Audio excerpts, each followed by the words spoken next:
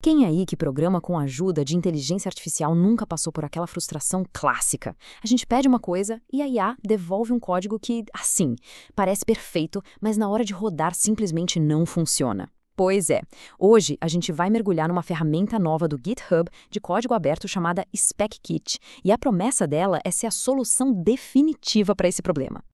Para começar, vamos entender qual é o problema de raiz que o SpecKit quer resolver. E ele tem um nome que, olha, não podia ser mais perfeito: Vibe Coding. Essa citação aqui, ela resume tudo. É exatamente aquele momento em que o resultado está quase certo, mas esse quase acaba custando horas e horas de trabalho para consertar. Uma situação bem familiar, né?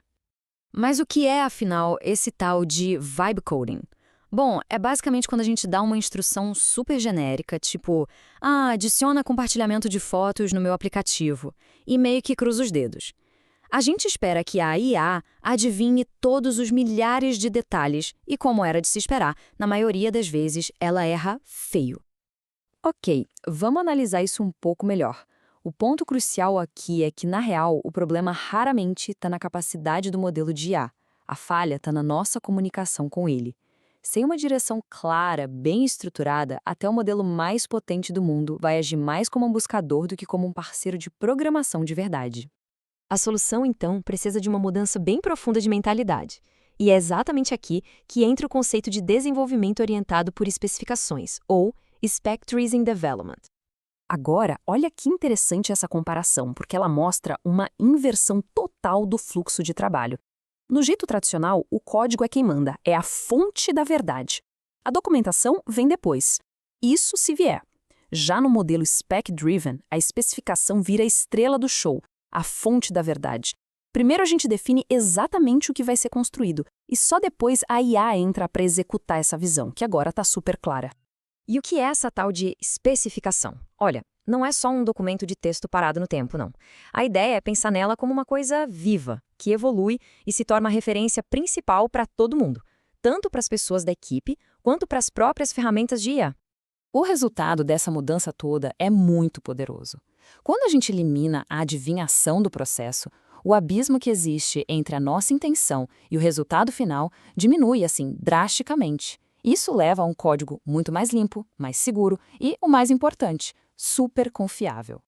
Beleza? Com um conceito bem entendido, vamos finalmente conhecer a ferramenta que o GitHub criou para botar tudo isso em prática, o SpecKit. Então, o SpecKit é, na essência, um conjunto de ferramentas. Ele te dá uma estrutura para pegar aqueles prompts meio soltos baseados na vibe e transformar num processo de desenvolvimento super organizado, passo a passo, e que ainda por cima é compatível com os principais modelos de IA que a gente tem no mercado. Certo, mas e na prática? Como é que a coisa funciona? O SpecKit organiza todo o trabalho num fluxo de 4 fases que são bem definidas e que acontecem em sequência.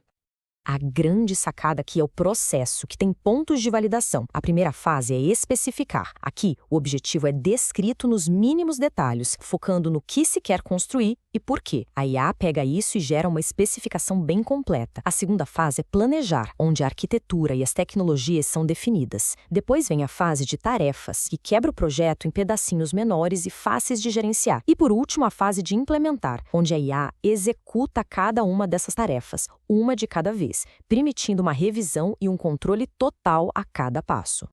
E o que sai disso tudo? Bom, usando um exemplo prático de criar um Pokédex, o SpecKit não só gerou o código, ele foi muito além. Ele criou as histórias de usuário, identificou possíveis problemas, detalhou os requisitos, produziu um modelo de dados com o esquema ZOD, que basicamente valida a estrutura da informação, e escreveu até um documento justificando as escolhas de tecnologia. É muito mais do que só código, percebe? Então, o ponto central é este. O processo devolve para a pessoa desenvolvedora o controle total, granular, sobre o que a IA está fazendo. Acabou aquela era de receber um bloco gigante de código e só torcer para o melhor. E tudo isso nos leva a uma pergunta bem grande, né? Será que a gente está vendo aqui uma mudança fundamental na maneira como a gente constrói software? Mas é importante colocar uma ressalva.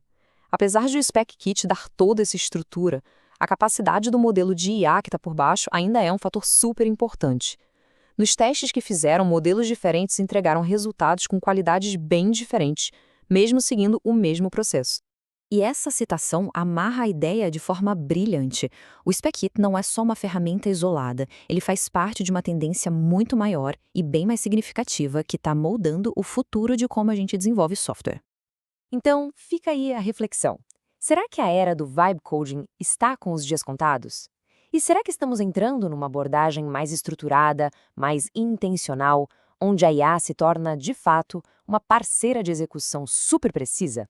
Bom, pelo que tudo indica, o caminho é exatamente esse.